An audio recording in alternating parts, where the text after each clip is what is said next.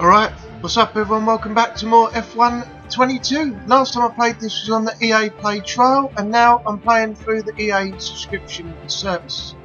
So we're about to continue on with the driver career, and I thought what better time to do it with F1 23 just on the horizon. So yeah, let's get back into it. I hope you enjoy this and let's hit the track.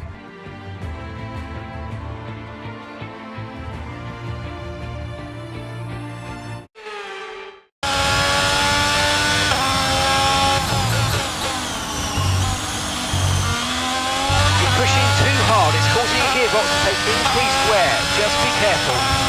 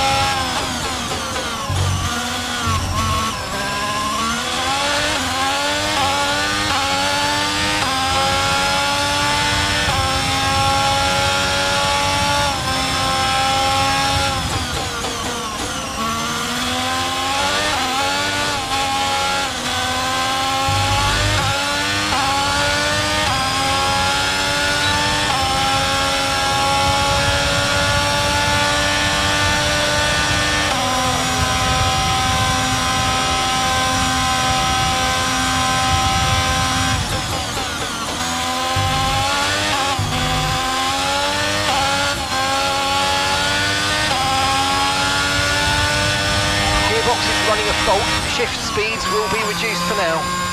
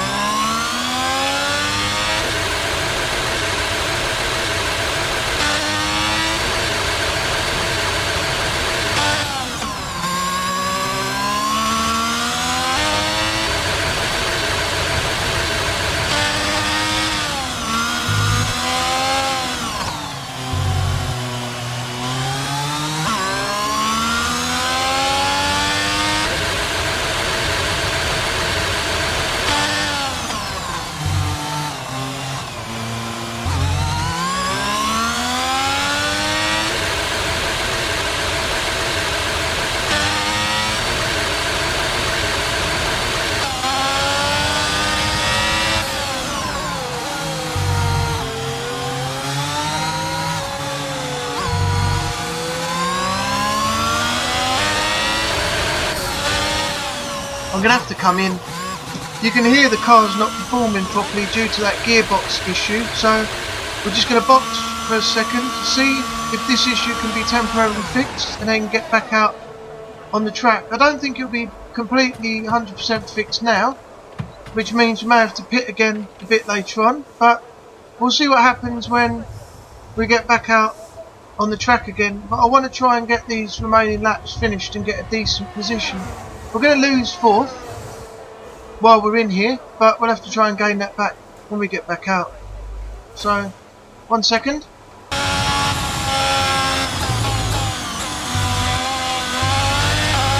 Okay, just want to remind you to keep an eye on your tyre temperatures, which you can do on the temperature panel of the MFD. We monitor carcass temperature and surface temperature, and you'll get the best performance when they're both inside a normal operating window. Surface temps tend to fluctuate faster, so try a few laps with the data open and get a feel for how to control them.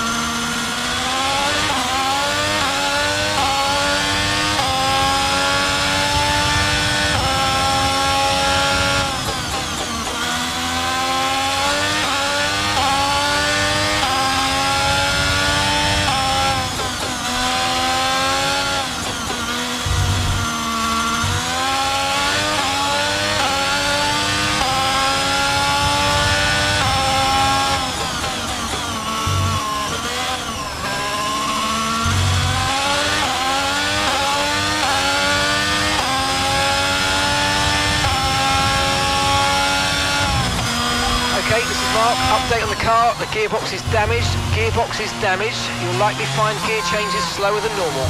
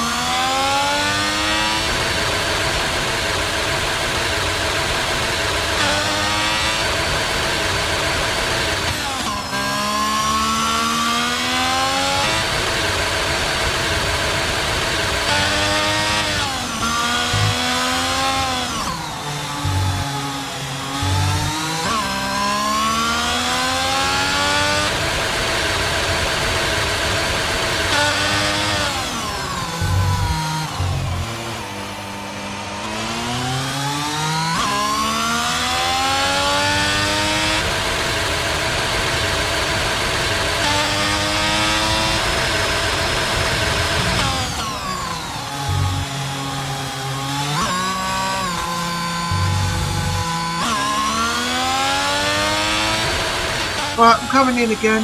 I'll clip the wall and damage the wing.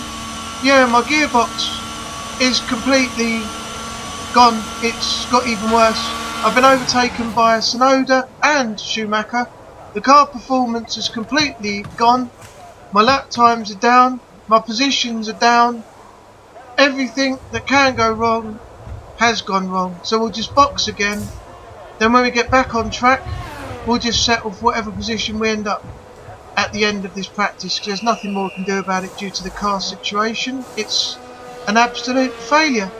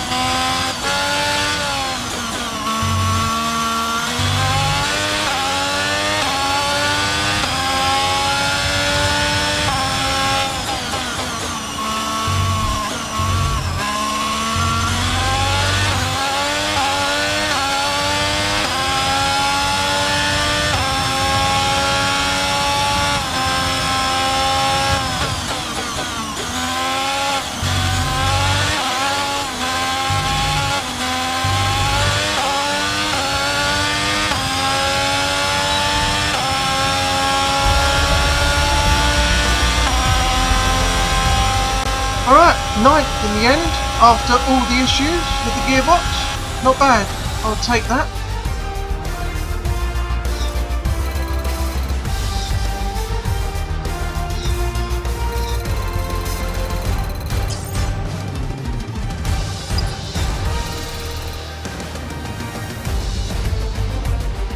It's time to remind ourselves of our top three, who are Perez, Russell and Max Verstappen. Sadly, it's time to say goodbye as free practice is over. However, we'll be back shortly for more Formula One action. Alright, 9th place. Carlos Sainz, our teammate, in 7th. Perez 1, Russell 2nd, Verstappen 3rd, Hamilton 4th, Lando Norris 5th and Fernando Alonso in 6th. Driver standings. And in the constructor standings, we're still 3rd. That stems off of the EA Play trial, so nothing's changed there. Race director. Okay, it's a VOD.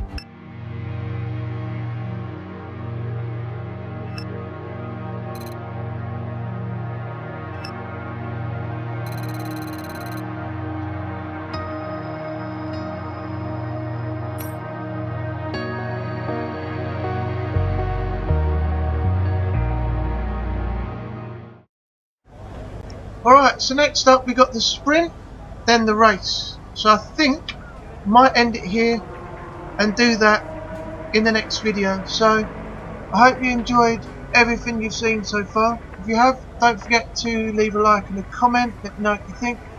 Don't forget to subscribe if you're new, help support the channel. Thanks for watching and I will see you on the next video. Take care of yourself out there in the world and bye bye for now. Hold on a second, what's this? ERS, Energy Recovery, Research and Development, Power Unit, Gearbox and Management, Multifunctional Display. They all say no. Over the course of the Formula One season, each driver is limited in the number of power unit and gearbox components that they may use. Exceeding these limitations will result in grid penalties. Your available power unit components can be managed on the vehicle management screen. Okay, that's interesting. So you get a little bit of information on each one. Let's check out the other The three. multifunction display is a vital tool to give drivers control over their cars and make important information visible during a race.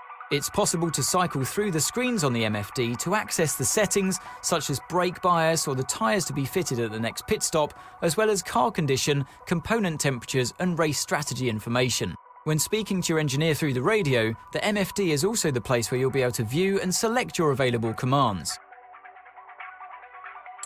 Keeping up with the development race is vital for continued success in Formula One, but resources are limited, so choose carefully where you allocate them. Throughout your career, you will earn resource points, and there are 4 departments of car development in which you can spend them: powertrain, chassis, aerodynamics, and durability. At any one time, each of these can be tasked with researching a new part. Higher levels of upgrade will cost more and take longer to complete, but the performance gains will be significant.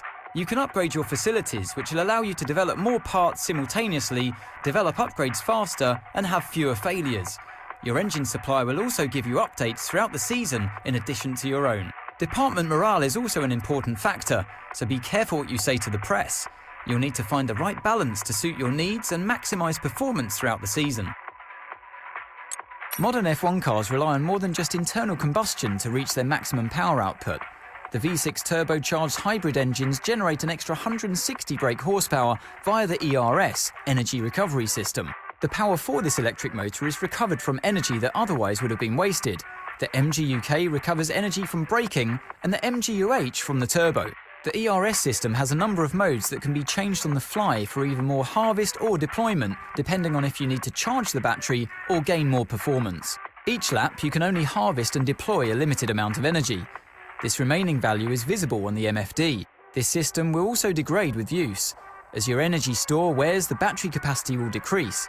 Additionally, as the MGUK wears, the rate you can harvest energy is slowed. Okay, there you go, that's the 4 areas. I hope that gave you more insight into how F1 operates. Gave you a little bit of extra knowledge that you may or may not have known before. And I'll tell you what we'll do, we'll go ahead and do the sprint now before we end the video.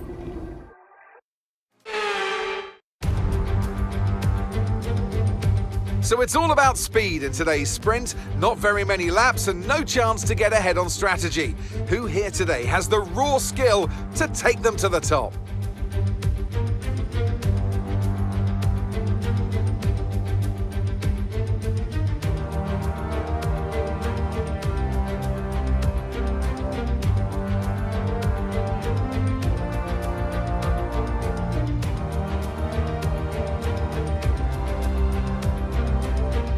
Let's run you through the driver grid order for today's exciting sprint. Williams lines up on pole position, just ahead of George Russell, who starts this event from P2. Moving on to the rest of the grid, we have Sainz, Perez, Max Verstappen and Hamilton, Fernando Alonso, Bottas, Norris and Esteban Ocon, Mick Schumacher, Magnussen, Yuki Tsunoda and Vettel, Gasly, Joe, Alex Albon and Daniel Ricciardo, Stroll and Nicholas Latifi. Which of these drivers will get pole position today? We'll soon find out.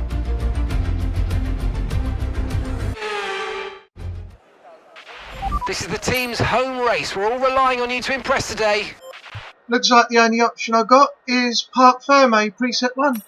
Can't change my car setup at the moment, so I think that's the only one I'm going to have to go with. So I'll have to set it up before the next Grand Prix and just run with this one for now.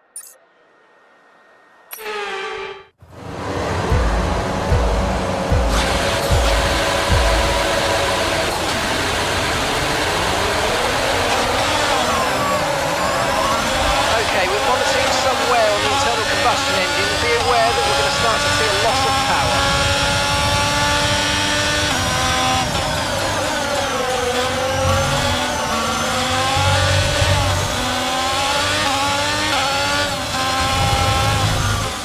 Right, restart required. I forgot to let the clutch go, everyone went past me and I've just crashed.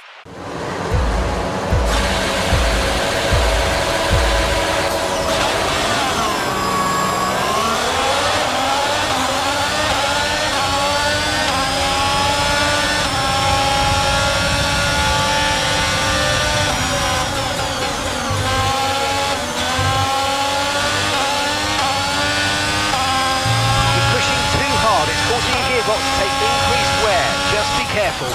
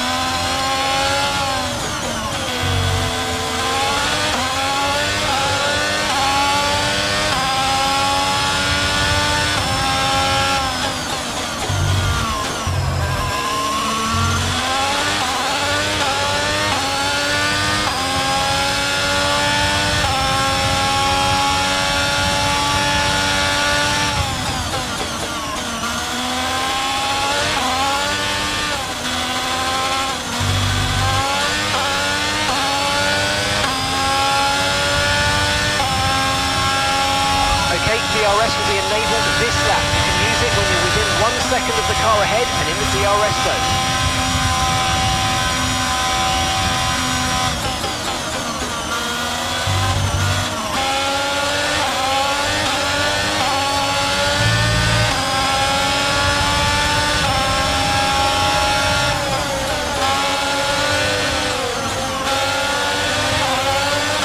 Okay, we're reaching a danger point with the wear on the MGU-H. Overheating the engine will exacerbate the issue, so keep temps under control, please.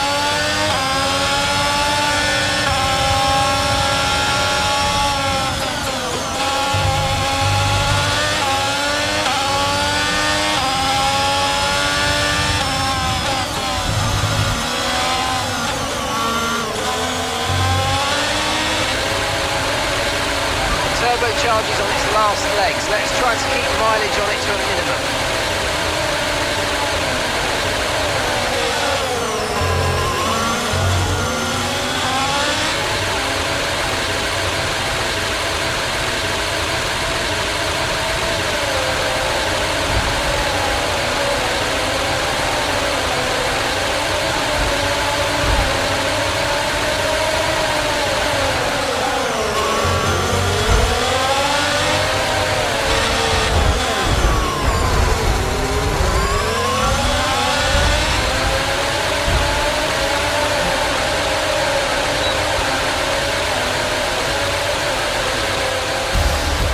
What a joke! The car cost me the sprint. The internal combustion engine collapsed. The car didn't perform right on the very last lap. The bloody gearbox has gone again. I've gone from first all the way down to 19th. I could have won that.